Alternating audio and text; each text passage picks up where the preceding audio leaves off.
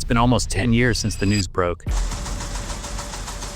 But for a lot of us, it still feels like it happened yesterday. In September 2017, Toys R Us, the store that basically defined childhood for 3 generations, filed for bankruptcy. At the time, everyone had the same reaction. Well, obviously, Amazon and Walmart killed them. We all just assumed that because we were buying stuff on our phones, the big box toy store was a dinosaur. But if you look at the numbers, that's not actually true. People were still shopping there. The stores were still busy. So what actually happened? Why did the biggest toy store on Earth vanish overnight? And why is it suddenly popping up again in 2026 in airports and department stores? To find the answer, we have to look at a massive financial mess that had nothing to do with toys and everything to do with a mountain of debt. The story starts way back in 1948 with a guy named Charles Lazarus. He started out selling baby furniture, but he noticed something pretty quickly. If you sell someone a crib, they're set for years. But toys? Kids grow out of them, lose them, or break them in about 5 minutes. Parents are always coming back for more toys. In 1957, he opened the first Toys R Us. He was a marketing genius. He used that backward R because he wanted the store to feel like it was written by a kid. He wanted it to be a place where "I don't want to grow up" wasn't just a jingle, it was a mission statement. By the 80s and 90s, Toys R Us was a category killer. They were so huge that companies like Mattel or Lego had to do whatever Toys R Us said. If you were a kid in that era, going to Toys R Us wasn't just shopping, it was an event. It was the only place where you could see every toy in the world under one roof. But being the king meant they had a target on their back. In the late 90s, Walmart and Target started a toy war. They would sell toys at a loss, meaning they lost money on every Barbie sold, just to get parents in the door to buy groceries. Toys R Us couldn't do that. Toys were their only business. Then came the first big internet mistake. In the year 2000, Toys R Us actually partnered with Amazon. They signed a 10-year deal to be Amazon's exclusive toy seller. At first it seemed smart, but Amazon eventually started letting other toy sellers on the site. Toys R Us sued and won, but they lost years of time. While other stores were building their own websites, Toys R Us was stuck in a bad legal battle, letting their online presence crumble right when it mattered most. Now we get to the part that actually broke the company. This is where it gets messy. In 2005, a group of investment firms bought the company for over $6 billion.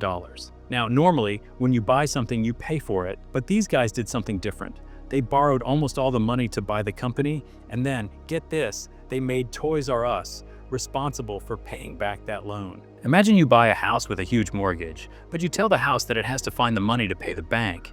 It sounds crazy, but it happens in business all the time. Suddenly, Toys R Us was on the hook for $400 million a year just in interest. For the next 12 years, every dollar they made didn't go toward making the stores better or fixing their website. It went straight to the banks to pay off a loan they didn't even ask for. While Amazon was spending billions on fast shipping, Toys R Us was just struggling to keep the lights on. By the time we got to 2017, the company was drowning. They filed for bankruptcy, hoping they could just hit the reset button, move some money around, and stay open. They called it a Hail Mary pass, but the timing was a nightmare. They filed right before the holidays. When the companies that make the toys, like Hasbro and Mattel, saw the bankruptcy headline, they panicked. They were afraid they wouldn't get paid, so they stopped shipping the best toys. The 2017 Christmas season was a total bust. The stores looked depressing.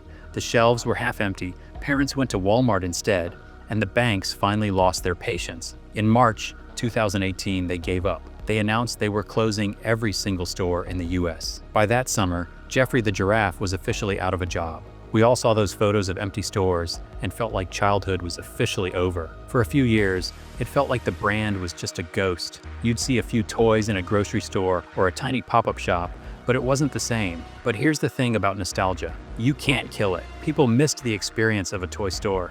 You can't get that from a cardboard box on your porch. In 2021, a new company took over and realized that everyone still loved the brand. They just hated the debt. They started small, putting mini Toys R Us shops inside every Macy's in the country. It was a low-risk way to see if people still cared. And guess what? They did. It turns out, even in a digital world, parents still want to take their kids somewhere to see the toys in person. Now, as we're here in 2026, they're going for a full-blown comeback. They aren't trying to build those giant, old-school warehouses anymore. Those were too expensive to air condition and too hard to fill. Instead, they're opening flagship stores in big malls, and even in airports and on cruise ships. They've accepted that they can't be the only toy store anymore, so they're trying to be the funnest toy store. They're leaning into what people call retail-tainment. These 2026 stores have play areas, demo stations where you can fly drones or race cars, and even places to host birthday parties. They aren't just selling a product, they're selling a memory. They've also fixed their biggest mistake, their website.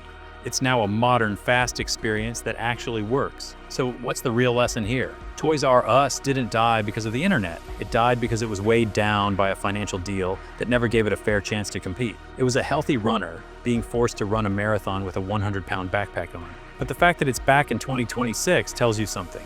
We still want that experience. We still want to walk down an aisle and see a wall of Legos or a giant giraffe. The stores are smaller now, and the business model has changed, but the dream is still alive. The Toys R Us kid inside all of us didn't grow up. We just waited for the store to catch up with us. What do you think? Have you been to one of the new 2026 stores? Does it feel like the original, or is it just a nostalgia trip? Let me know in the comments. Thanks for watching. If you want to see more deep dives into the brands we grew up with, make sure to hit that subscribe button. I'll see you in the next one.